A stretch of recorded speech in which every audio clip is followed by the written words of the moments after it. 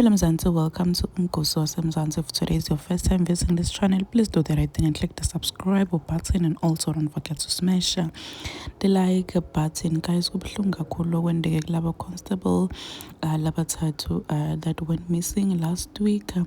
Babathola this week lapha ku Hinops River eCenturion laphana ku N1 this week sebashonile guys. So uConstable Boyipilo and Constable Linda Aqebekhulu, they were in a relationship, bebathandzana ngendlela lesimanga.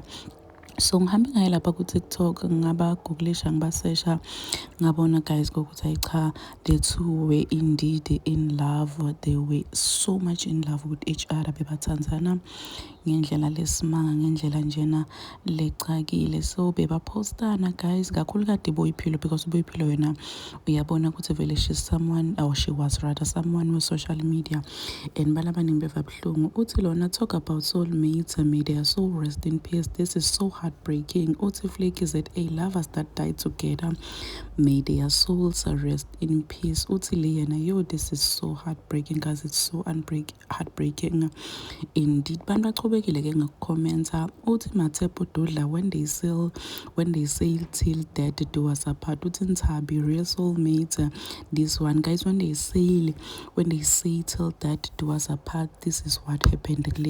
A situation lena did death did do them apart indeed. Uthi lona awa this girl Utusithe last year ki le park road hle, she was so humble. Uthi Rui God, uthi wakona askis kan lona, uthi ke abezwe, uthi rest in peace bafethu.